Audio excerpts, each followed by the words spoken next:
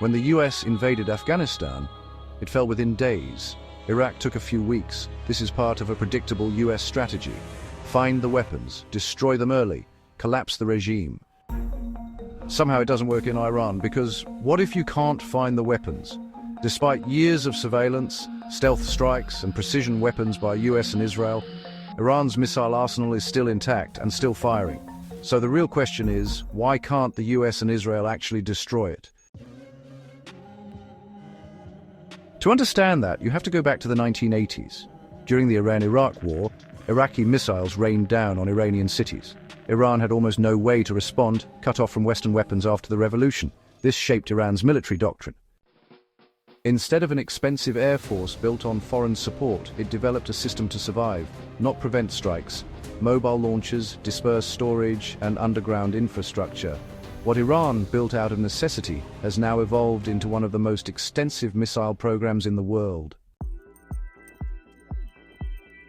Today, Iran is estimated to possess over 3,000 ballistic missiles, making it the largest arsenal in the Middle East. But the number isn't the real advantage. It's how the system is built. It is layered, diversified, and, well, increasingly precise.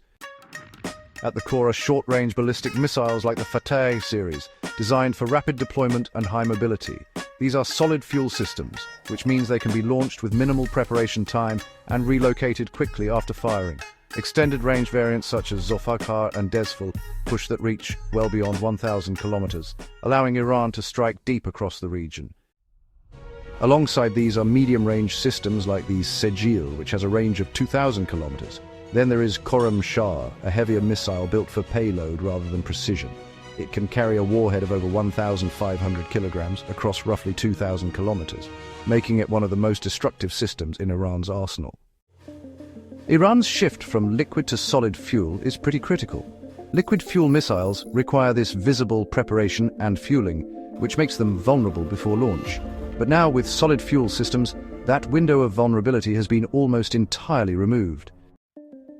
At the same time, accuracy has really improved. Earlier systems relied mostly on volume, but newer missiles like the Emad and Ghadr series have incorporated better inertial navigation and satellite-assisted guidance, and even terminal correction.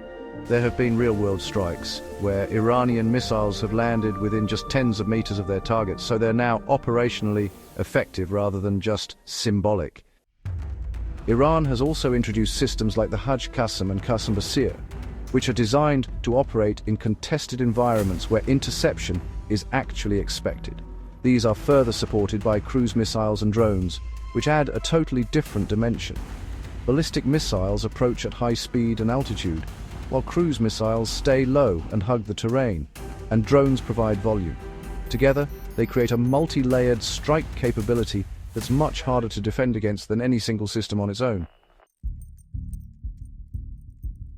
But the real strength of this system is not just in the missiles themselves.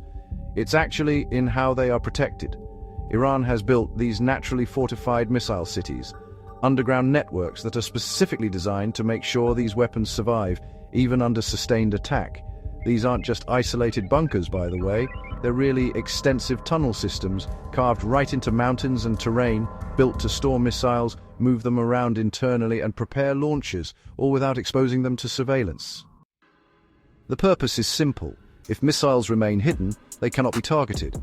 And if they cannot be targeted, they remain usable. One of the most well-known examples is the Qeshm Island. Positioned along the Strait of Hormuz, it sits next to one of the most important maritime choke points in the world. Around 20% of global oil and gas passes through this narrow stretch of water.